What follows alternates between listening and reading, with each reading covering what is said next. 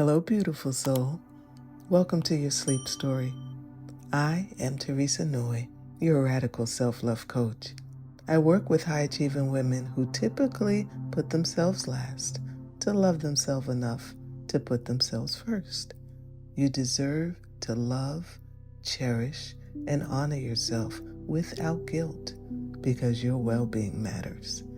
It gives me great joy to be the voice that guides you into a restful sleep tonight. You are so deeply loved. Your existence is the proof. Before we begin tonight's sleep story, let's start with a relaxation session. I'm going to count down from 10 to 1, and as I do, allow yourself to let go more and more. 10. Feel the support beneath you, the support of your bed, the floor, and the earth beneath. Imagine the warm sand of a beautiful beach cradling you, holding you with the earth's gentle strength. Allow that certainty, that solidity to enable you to release a little more, to sink into this moment a bit more. 9. You are safe. All is well. Allow my voice to be a point of safety for you. Allow my voice to be an anchor that keeps you in a safe space. Know that my voice will only ever bring you into safe places. Feel into your body now. Notice where you might be holding tension. Maybe your feet, your hands, your face, or your belly. Just release it all. Your body has worked hard for you today. It's time for it to rest. It deserves rest. 8. Today is done. Whatever has been, has been. Whatever will be, will be. All you have is now. So thoughts about the day that just was, or days that are to come, don't serve you right now. Allow that realization to enable you to settle into this moment more. 7. This is your moment. You have nowhere to be, nowhere to go. The only place you need to be is here, enjoying this cozy sleep story and the sound of my voice. You deserve it. 6. You deserve it. You deserve rest. You deserve sleep. You deserve to be here.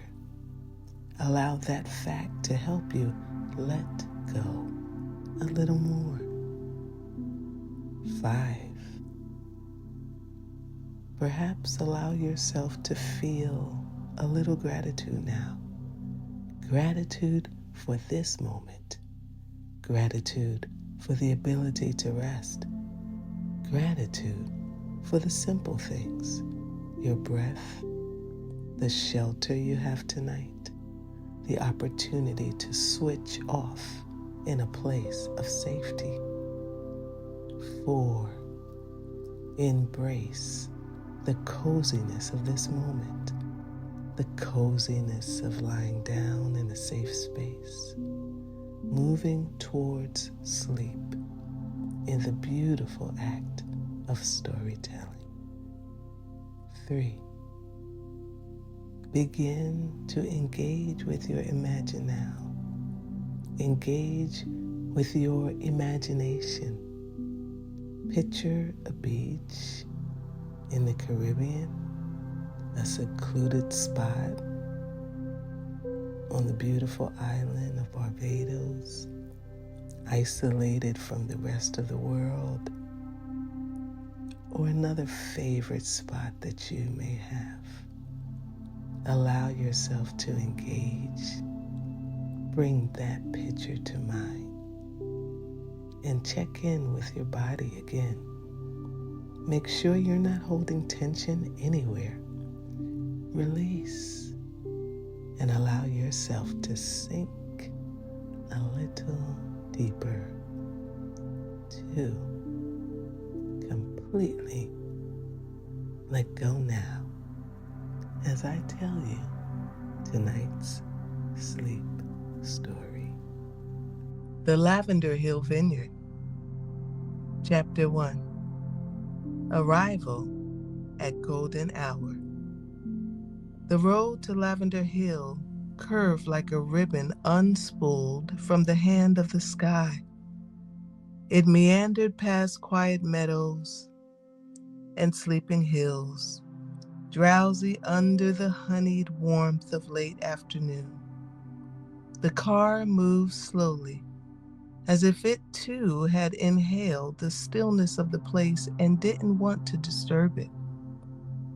Elara pressed her fingertips to the window pane, watching the land stretch and yawn into wild, wide fields of purple and green.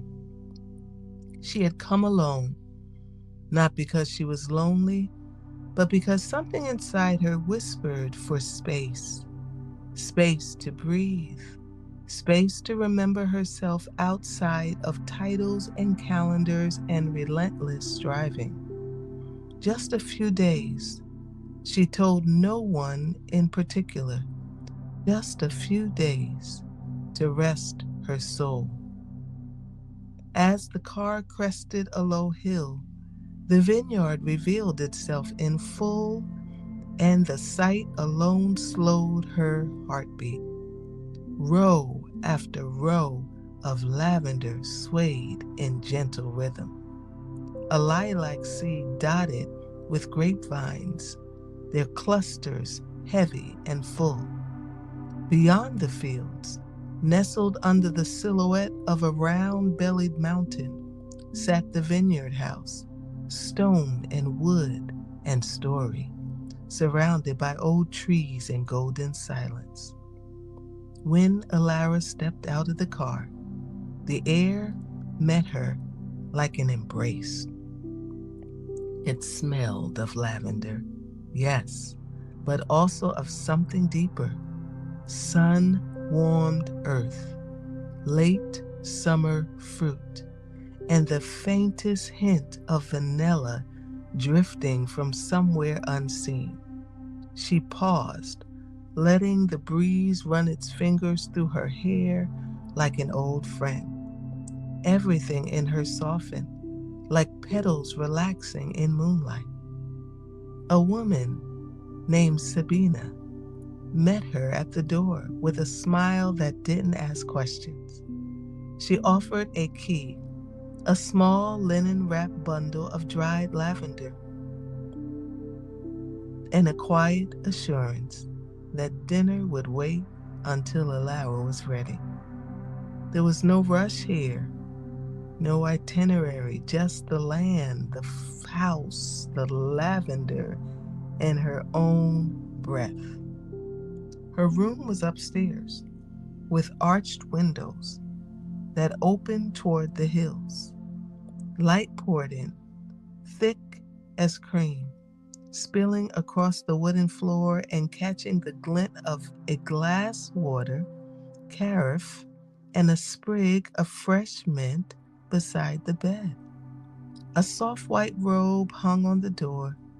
The sheets were crisp and cool, and in the far corner sat a journal wrapped in amethyst ribbon, as if it had been waiting.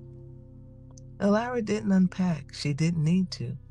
She simply slipped off her shoes, opened the window wide, and sat on the ledge.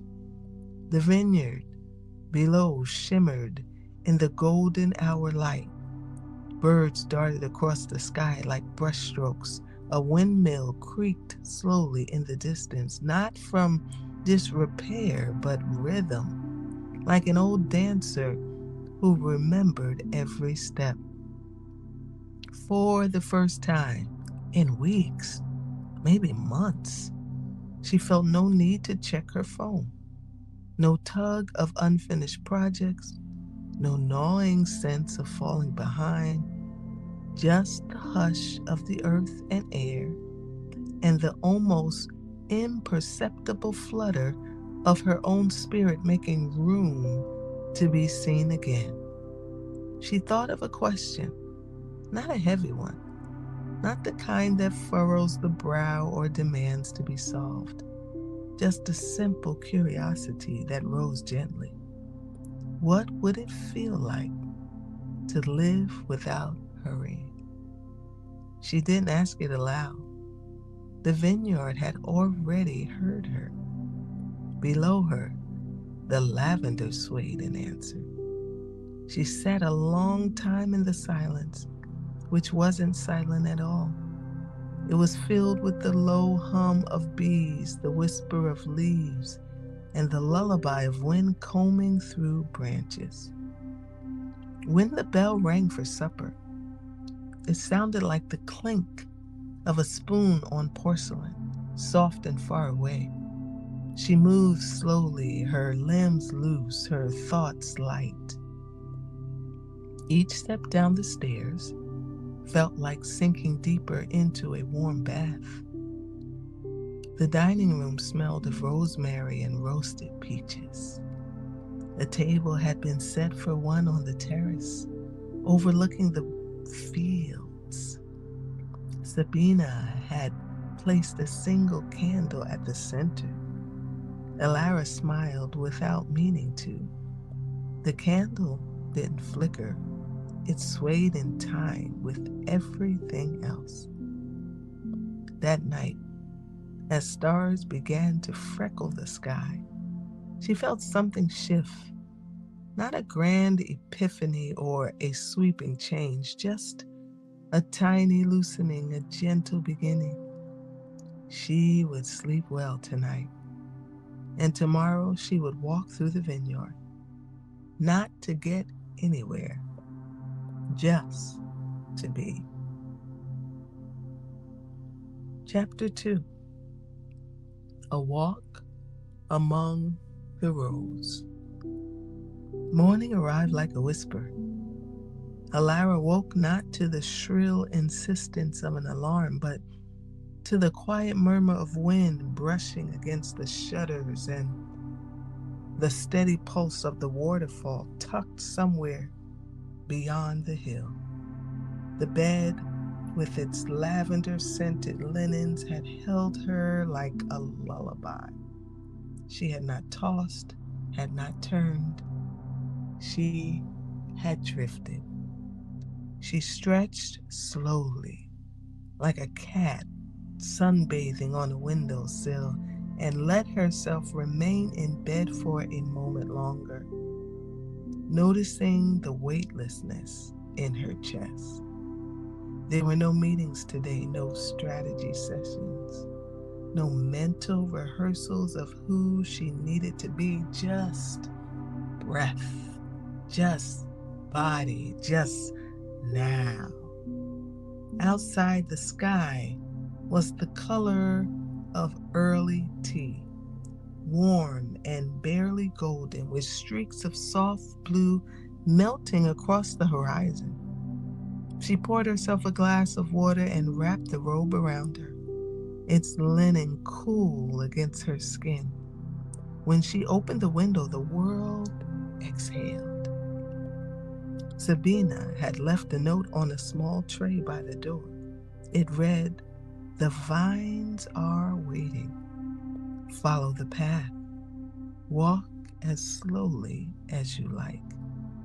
No signature, no formality, just permission. She slipped on her sandals and stepped outside. The vineyard greeted her like an old story being told again just for her. The rows of lavender and grapevine stretched endlessly softened by the light mist that clung to the ground like silk. Bees were already at work, their wings humming like miniature prayers. Alara paused at the start of the path and let the scent wrap around her. It was rich and floral, yes, but also clean, grounding, like memory and earth had braided themselves together. She began to walk. The path was worn but well kept, curving gently with the lay of the land. Her steps fell into rhythm with the breeze. With each inhale, she felt her chest open wider. With each exhale, something old and unneeded loosened its grip. She ran her fingers gently along the tops of the lavender bushes. The buds were velvet soft, and the oils clung to her skin. The sensation was grounding, like writing in a notebook with no expectation of brilliance, just the pure pleasure of movement and ink. As she walked, her mind began to settle not by force, but by invitation. Thoughts floated through, but none stayed too long. They passed like clouds across a soft sky, observed but not chased. She thought for a moment about how rarely she let herself be aimless. Her days back home were organized into neat quadrants of productivity. Her time accounted for, her value often measured by how much she got done before lunch. Even her rest was strategic. Recharge so she could do more. Sleep to increase efficiency. Unwind only so she could perform better tomorrow. But here was something different. A walk that was not for fitness. A morning with no time limit. A field with no end point. She bent down to observe a ladybug inching its way along a vine. It paused beside a drop of dew that glistened like a tiny jewel, then continued on, unbothered. Alara smiled. She hadn't noticed how much she missed watching small things without needing to name them, categorize them, or learn something from them. A butterfly fluttered just above her shoulder, then looped ahead as if inviting her to keep going. She did. She walked until the sun rose high enough to spill golden light across the tops of the vines, turning them almost silver. The air grew warmer, but never hot. She could feel the sun on her neck like a blessing. The breeze slipped beneath her robe and cooled her skin. Her arms felt longer. Her breath felt rounder. She paused near the old olive tree at the far end of the path. A stone bench waited beneath it, its surface warm from the morning light. She sat down and closed her eyes.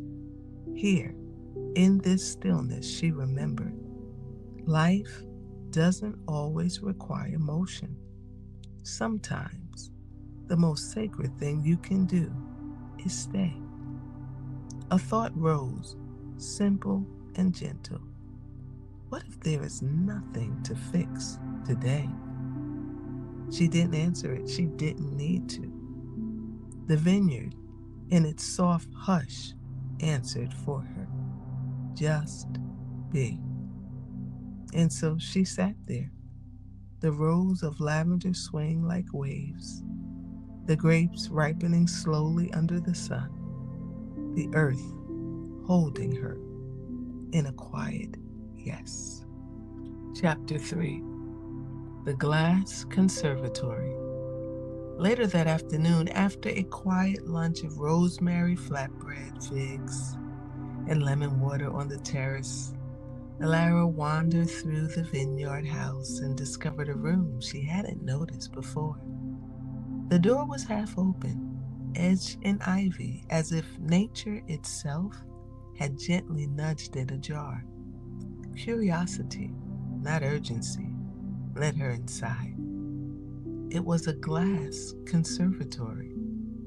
Sunlight poured in from all sides, softened by gauzy curtains that moved like breath. The air inside felt sacred, warm but not stifling, fragrant with lavender and citrus and the faint familiar scent of old books. Ferns hung in macrame slings near the ceiling. Delicate vines stretched lazily along wooden beams. A potted lemon tree stood in the corner, its fruit the color of sunlight held in your hands. And in the center of it all, a single writing desk with a small chair carved from pale wood. On the desk sat an open journal, not hers, a different one. The pages fluttered in the breeze. She stepped closer. The journal wasn't written in one hand. It was a collection. Different links, different inks, different styles, notes and sketches and poems. Some entries were as short as a sentence. Others spanned pages. There was no order, no theme, just voices captured in stillness. One entry caught her eye. I came here trying to remember who I was before the world started clapping. I leave knowing I never lost her. Alara smiled. She hadn't realized how deeply that sentence would settle in her, but it did, like water finding a hidden root. She sat down on the desk, her fingertips brushing the wood, smooth and cool. Outside the glass walls, the vineyard shimmered. Bees traced lazy arcs between blossoms. The breeze shifted the curtains again, and it felt like the room exhaled. She opened her own journal, still wrapped in amethyst ribbon, and wrote slowly. No pressure to be profound, no demand for clarity, just ink on paper, just the sound of her own thoughts, not sharpened for anyone else, just resting in their natural shape. I am not behind. I am not late. I am exactly where the earth has placed me, breathing, watching, becoming softer. The pen moved gently, time dissolved. She wrote until her hand grew still. Then she leaned back in the chair, letting her gaze drift upward, where a few lazy clouds hung in the sky like ideas not yet spoken. She thought about how often she had confused stillness with stagnation, how she had feared rest would dull her edge. But here, surrounded by vines and breath and slowness, she felt sharper in a new way, clear, unhurried, and spacious. In the corner of the room was a small tea cart.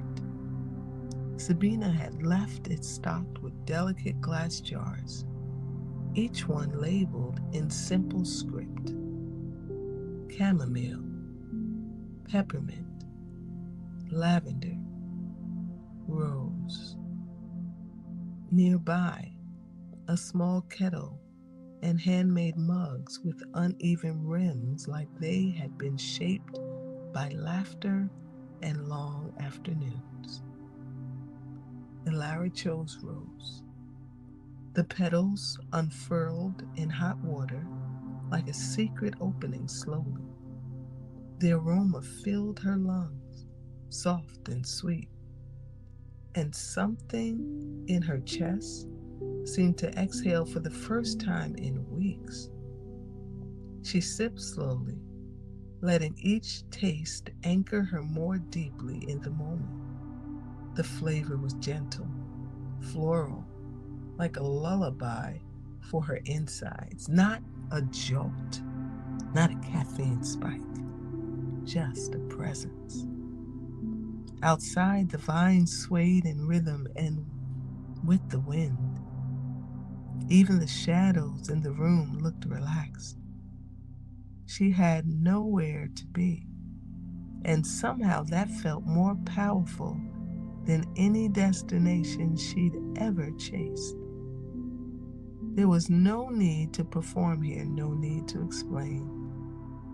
She was not being observed or evaluated. She was simply here, whole, unfolding. She stayed in the conservatory until the light began to turn amber, watching the sun tilt lower across the fields. The journal stayed open beside her, a witness to a day spent listening, not to the world, but to herself. Tomorrow, she would press grape leaves between the pages. Tonight, she would dream in lavender.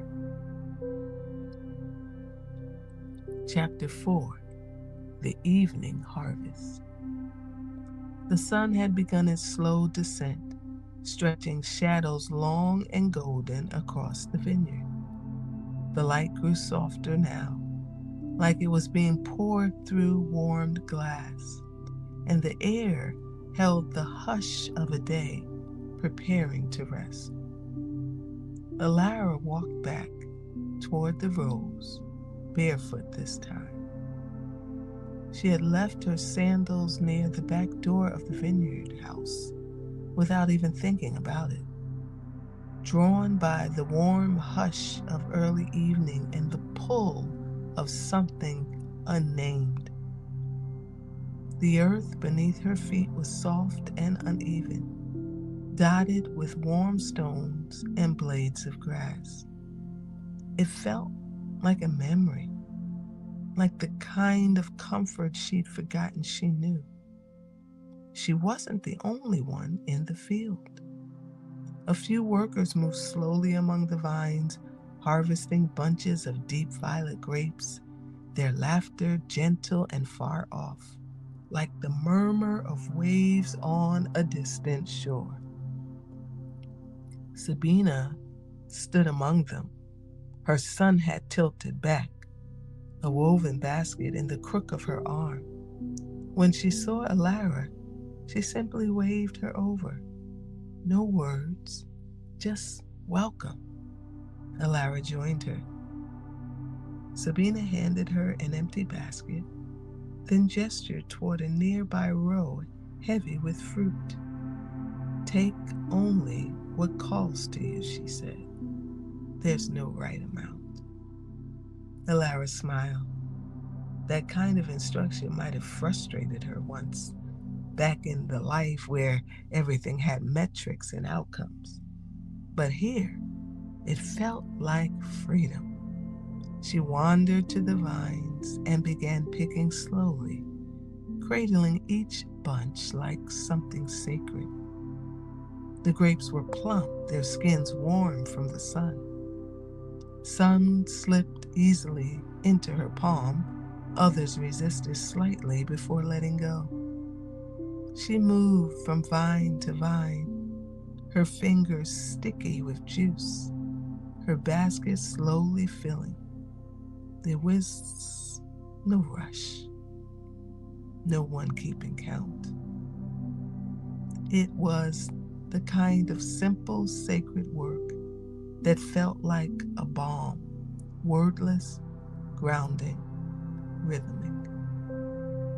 For the first time in a long time, She wasn't doing something to achieve. She was simply doing it to feel. Sabina approached her again, this time carrying 2 glasses of chilled lavender spritz. "You're glowing," she said softly, handing Alara one of the glasses. Alara took a sip. The drink was light and floral kissed with citrus and bubbles, like the vineyard itself had decided to dance. They sat down on the edge of a low stone wall facing the field. The sun balanced on the horizon now, a glowing coin slipping slowly into the pocket of dusk. "I used to live in my head," Alara murmured, not really intending to speak. "Everything I did was calculated. Even joy had to be productive." Sabina didn't respond with advice. She just nodded. She understood. They sat like that for a long time, drinking slowly, feet bare, baskets full, letting the golden light wrap around them like a shawl. A breeze moved through the vines, and Alara closed her eyes. Her senses were full but not overwhelmed. She could hear the wind through the leaves, the distant call of birds, the laughter of workers as they packed the crates. She could taste sweetness on her lips and feel the warm stone beneath her. She didn't feel pulled in a dozen directions. She didn't feel like she had to prove anything. She felt still. "I think I'm beginning to remember," she whispered to the wind. Sabina tilted her head. "Remember what?" Alara smiled, her eyes still closed. "What it feels like to belong to myself." The words didn't land with a thud. They drifted out and were absorbed by the evening air like incense. Nothing needed to be solved, nothing needed to be answered. The vineyard, in its slow exhale, seemed to nod in agreement. They watched the sun disappear behind the hill, and the sky took on the deep, dusky hues of plum and rose and violet, the kind of colors that linger. Later, when the stars began to peek through the velvet sky and the workers had gone in, Alara walked slowly back toward the house, basket in hand, her heart soft and wide. She placed one of the grapes on her tongue. It tasted like everything she didn't know she'd been craving. Not just sweetness, but slowness and self. Chapter 5. The Moonlight Bath. Nightfall arrived without ceremony, just a gentle dimming, like someone had whispered hush to the sky. Alara stood on the balcony of her room, wrapped in the same linen robe, the scent of the field still clinging to her skin. Below her, the vineyard slumbered in silver. Moonlight draped across the rows like silk ribbon, and the vines glistened faintly as though painted in quiet stars. Inside, a small candle flickered near the tub Sabina had drawn for her, a deep porcelain basin tucked beside an arched window. The water was steeped with lavender blossoms and eucalyptus, their oils forming tiny rainbows on the surface. Smooth stones lined the bottom. The steam carried up a scent that softened the edges of everything. She dipped one toe in, then her whole foot, then, slowly, the rest of her, letting herself be lowered into the warmth like a letter into an envelope. The water greeted her like it had been waiting all day. She sank in fully, letting her head rest against the porcelain, her body suspended, held, the kind of held she didn't have to earn. No effort, no performance, just presence. The window above was open, letting in the night air, cool and fragrant. A few crickets sang softly. Somewhere in the distance, an owl called once. She could feel her heartbeat slow, not because she tried, but because her body remembered how. She let her hand drift just below the surface, fingers tracing slow circles. The ripples spread outward, reflecting the moonlight in soft, shivering lines. It felt like she was painting the night with silence. There was no urgency, no deadline, no one expecting her to be the strong one, the organized one, the one who knew what to say and when to say it. In this tub, under the open sky, she was just a woman with a body, with breath, with softness. She smiled. There had been a time, not too long ago, when she thought softness meant weakness, that slowing down meant falling behind, that rest was indulgent. But this was not indulgence. This was reunion. As the water kissed her skin, she remembered how many years she had lived with her breath trapped in her chest, her shoulders braced, her mind scanning for what needed to be fixed or finished.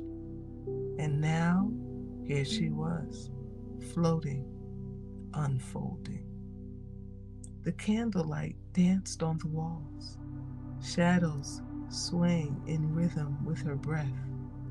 She whispered a question to no one. What if I don't need to become anything more? The words didn't echo. They settled, like petals falling into still water. She didn't need to be extraordinary tonight. She didn't need to rise. She needed to soak in presence, in ease, in the deep, quiet knowing that she was already enough. She stayed in the bath until her fingers pruned and her breath slowed into something like a lullaby. When she stepped out, the robe welcomed her again, warmed now from the steam and fibers infused with the scent of herbs and moonlight. She padded across the room, blew out the candle, and climbed into bed. She didn't need a sleep meditation. The vineyard had become one. The sound of the breeze through the open window, the weight of her body on soft sheets, the residue of warmth on her skin, it all told her the same story. You are safe to rest. You are safe to stop holding everything. You are allowed to be cared for, even by the night itself. And so she let go. Sleep came not like a wave crashing in, but like the tide slipping gently over her toes, rising gradually, drawing her into its rhythm, not to escape, but to return. Chapter 6, Morning Light and Leaving Slow. The sky was still pale when Alara opened her eyes, washed in shades of pearl and blush, like the vineyard was being gently repainted for the day. The room was cool, but not cold. The kind of cool that made you want to wrap the blanket tighter and loosen it slowly as the light grew warm. She didn't move at first. She simply laid there, listening. The breeze whispered through the open window. A bird sang a song so light. It felt like the morning had been stitched together with music. In the distance, the waterfall murmured the same hush it had offered the day she arrived. Alara smiled. She felt, yes, rested, but more than that, she felt restored. Not as in back to who she had been, but as in return to a version of herself she hadn't yet fully known. The one who didn't rush, the one who noticed, the one who stayed soft. She rose slowly, moving like someone who respected time, not because she had too little of it, but because she finally saw its richness. At the dresser, Sabina had left a note folded neatly beside a sprig of dried lavender. The field is yours for one last walk. There's no hurry. And so, barefoot again, robe wrapped around her like a cloud, Alara stepped out into the early light. The vineyard had changed overnight, but only gently. The mist was lighter this morning, barely a veil. The rolls shimmered with dew, and the first light made the grapevines slow as if lit from within. She moved through them slowly, the earth cool underfoot, the quiet vast and generous. There was no checklist to finish before leaving, no packing plan or strategic goodbye. Just a walk. Just one more chance to be with the land that had asked for nothing and given everything. She paused at the olive tree again. The same bench waited beneath it. She sat the same way she had days ago. But this time her body knew how to rest without instruction. Her spine straight, her shoulders down, her face unguarded. The journal was tucked under her arm.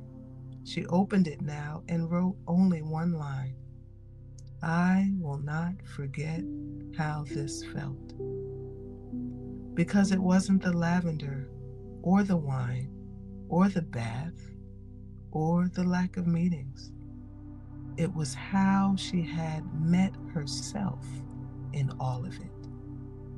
Not the version polished for approval, not the one weighed down by expectation, but the quiet one, the true one, the one who didn't need permission to pause. As the sun lifted higher, she turned back toward the house. Sabina stood at the edge of the porch with a small parcel wrapped in linen and twine. For your next quiet moment, she said, placing it in Alara's hands. Inside was a jar of honey, a sachet of dried herbs, and a single envelope. Alara nodded. Words would only spill what was already complete. She gathered her things slowly, no rush. When she climbed into the car, she didn't feel like she was leaving something behind. She felt like she was bringing something with her. The softness, the silence, the slow breath that no longer needed to prove it was working hard enough. As the road wound away from the vineyard, Alara glanced once in the rearview mirror, not to hold on, but to bless the view. The house, the fields, the shimmer of lavender swing in a silent chorus. She whispered, "Thank you," to the air. And the air, thick with scent and soul, seemed to whisper back, "Remember, you are allowed to live like this." She drove away gently, her heart unhurried, her body light. The vineyard faded behind her, but the stillness, the beauty, the sacred slow, they had already taken root inside her, and they would bloom wherever she went next.